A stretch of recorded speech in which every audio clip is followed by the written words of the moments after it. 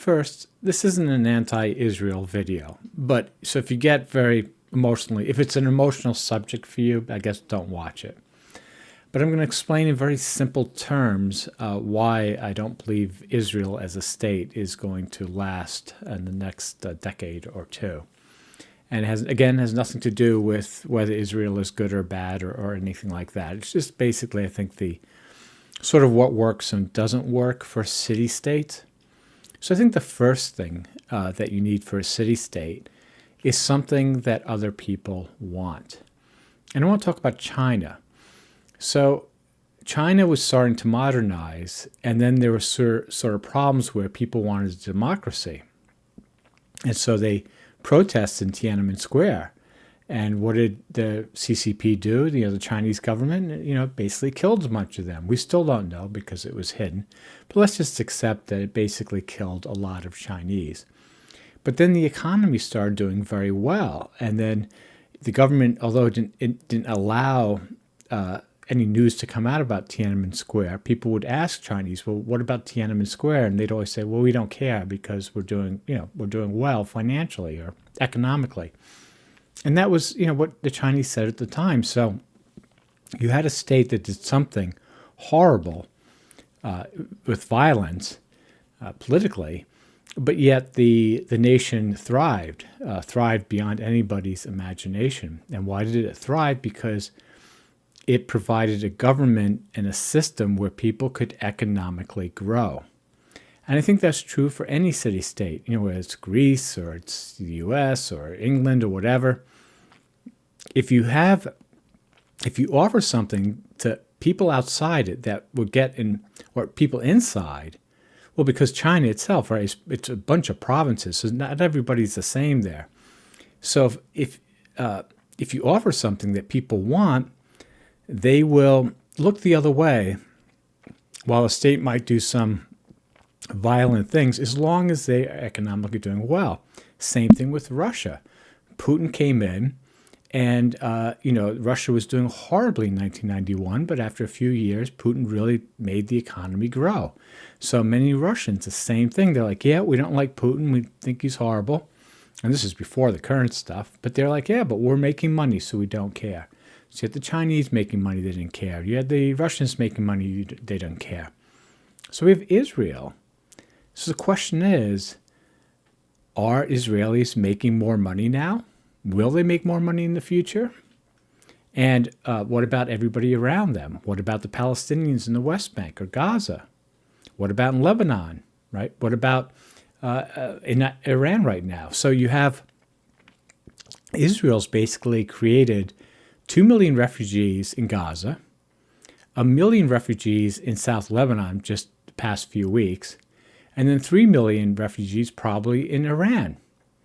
So you have these 6 million refugees in the area that are displaced because of Israel. So what can Israel give them that they'll be like, oh, it was okay that you went to war with the mullahs or something because we got rich, we got a better lifestyle. Do you see that happening? I don't see that happening at all. And because of it, the state just can't hold on. And why can't it hold on? Because when it created the refugees in Gaza, that was one thing. Because Gaza has a wall around it. They have boats that patrol the harbor. Egypt doesn't let anybody in and out. So it's very easy for Israel to make refugees and kill many Gazans and not really have to suffer it because they're basically in a prison. There's nothing really they can do about it. It's hard for them to get weapons, whatever. And they're trapped. It's easier to manage. But let's look at South Lebanon. So now they've just invaded South Lebanon, 1 million refugees. And so what can the refugees do? They can do a lot because Lebanon, unlike Gaza, is not like a closed country. You can bring in weapons from Syria or Turkey or wherever. And so let's just say you have 2 million or 1 million, Lebanese who are displaced.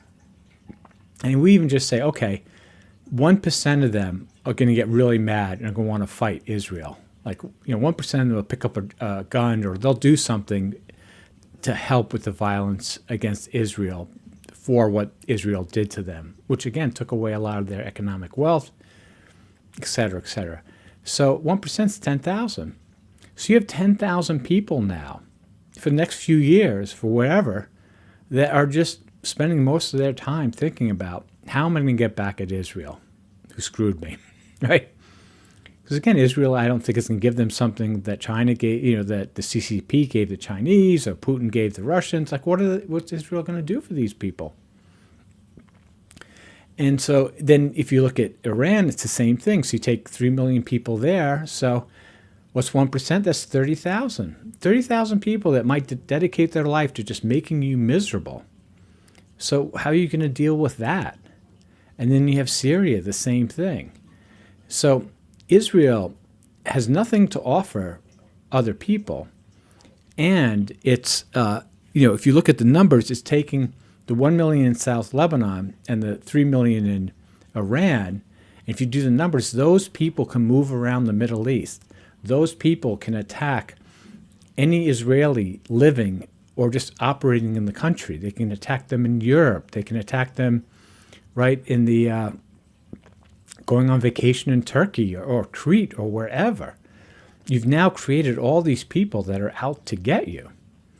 And I want to even go back to the Gaza thing. This is when I felt that Israel, it was the end, beginning of the end for Israel. So Israel had Gaza surrounded, right? And it was going fine, right? I mean, the Hamas was sending these missiles that were pathetic that Israel could very easily shoot down. So they weren't really killing anybody.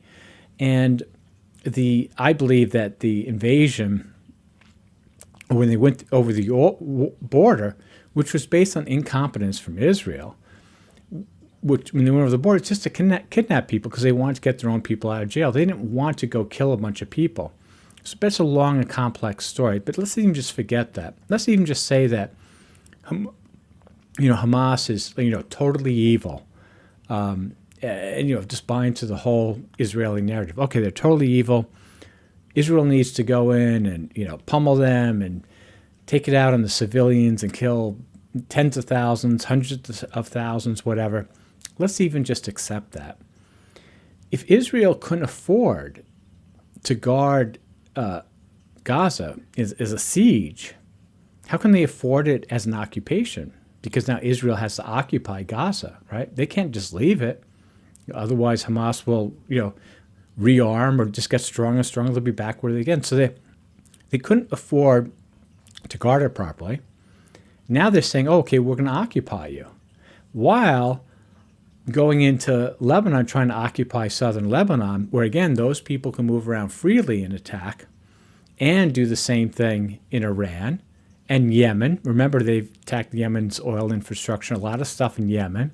So Yemen is pretty annoyed at Israel. I mean, Israel has no friends in the Middle East.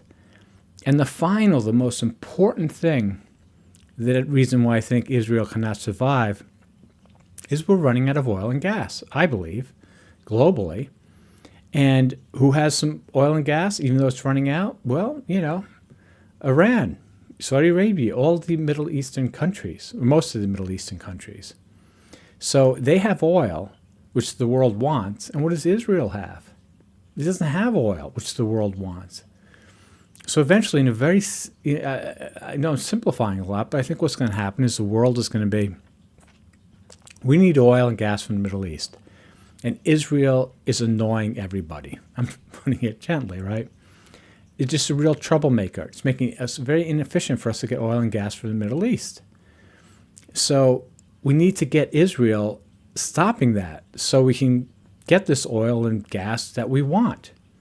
But then it's the second thing where the world is feeling very, like they don't like that Israel did all this violence. They feel uncomfortable about it. People feel guilty. Even if they say they love Israel, everybody feels really dirty.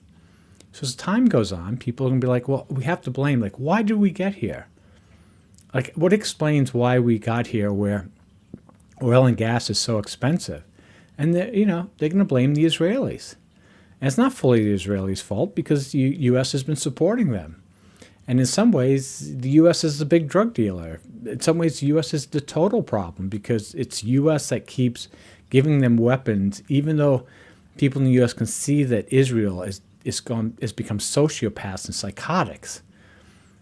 And through all this propaganda and this the stuff of the Zionists in America making a hobby out of building Israel, developing the land there, and all that complex stuff. But it doesn't make a difference. Where am I in this video? 10 minutes. The bottom line is that if you just really stand back and look at it, Israel has annoyed a serious number of people. And the people that it has trapped in Israel are one thing. They can be managed. There's no way to manage all the enemies that Israel's created in Lebanon, Yemen, Iran, Syria, right? And Egypt, because the wars really hurt Egypt's economy, because Yemen attacked Israel because of Gaza, which closed the Suez Canal. So like everybody, I think, is not. I mean, the press, like these countries won't. Many of these Gulf countries won't come against Israel because they have the U.S. for security guarantees. But those security guarantees are going to be gone, and once they're gone, they're going to turn on Israel again. Everybody's going to turn on Israel because it doesn't provide anything. I just can't see. Now maybe it is. I mean, put in the comments what you think Israel can provide anybody else to grow as a nation state. I don't see it. In fact, I see it just like the Maccabees. Israel went through that back then. Like, I'm not a great historical expert, but essentially, some very hardline Israelis of the time or Jews of the time didn't like the pollution of Judaism from Greek holidays and customs and stuff like that. And so, they went around just like Hamas and Palestinians trying to get rid of them. And then finally, Rome was like, we've had enough. And went and cleared the whole deck. And so that's sort of what I see. I don't know whether it be the U.S. or China or Russia or all three. But Israel is just a problem for everybody in the world. And they don't have anything to give. They don't think about this stuff because they're literally obsessed. They're paranoid. They're just so paranoid. They can't see through their paranoia. And they believe all this nonsense about Iran and Palestinians, all kind of stuff. They're just, it blows my mind. Anyway, 12 minutes. You get the idea. And hope you found some of this interesting.